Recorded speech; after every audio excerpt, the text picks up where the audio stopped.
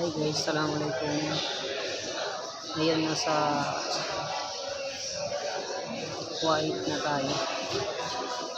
Kasi yung flight natin pala, connecting flight.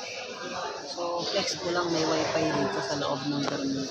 Ganun din naman sa terminal yung sa Jeddah, meron din. So may saksakan dito. Ito ano.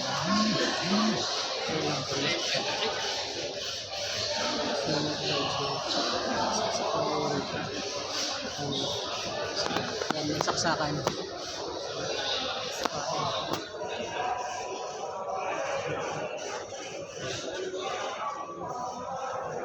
Ito. So mag-aantay kami rito ng mga 5 oras. Tapos yung iba flight ng kung saan basta tayo flight Pinas tayo, Pilipino tayo.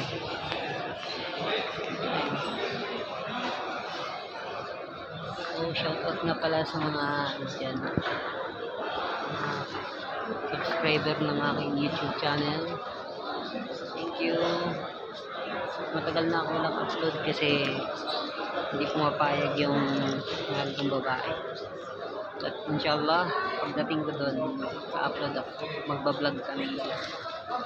So yun nga pala, dala ko pala ngayon.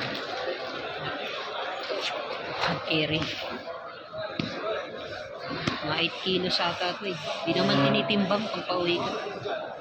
Basta kaya mo lang buhatin. Ayan. Mga 8 kilos. So laman nito, damit, mga papeles natin. Yun. Wallet, cellphone. Tsaka nga pala, kanina sa Jeddah, bumili ako ng ng 1 galon ng Samsam. Kasi yun lang yung allowed eh, 1 galon ng Samsam. Pero may karton na yun, hindi ko na problema yung karton. Ang halaga niya, lang, 13 riyal. Talagyan na lang niya, tatatakan na lang nila. Tapos, bali, nga yun eh, nahuli ko nga naisip yun eh. Nauna yung bagahe ko, dalawang maleta. Tapos naisip ko, bibili akong Samsung. Buti nakahabol pa ako. So yun, bumili ako ng 1 galon. Kasi yun lang pwede, 1 galon. So yun, nasa plane pa ata yung mga gamit namin. So yung pwede kong dalhin, itong bag. Ayan, pwede mo, pagka dala ka ng bag, lagay mo dito wallet mo, papeles mo, charger, yun, headset. Yung mga gagamit-gamitin mo, mga panyo. So yun lang. Tayo sa terminal na Kuwait terminal tayo. Ayan sa likod ko. Ito kung gumala kasi ito na lang, upo na lang tayo pagod. So yun lamang.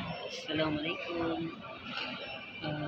Thank you for supporting my YouTube channel and also my Facebook page. Okay, thank you so much.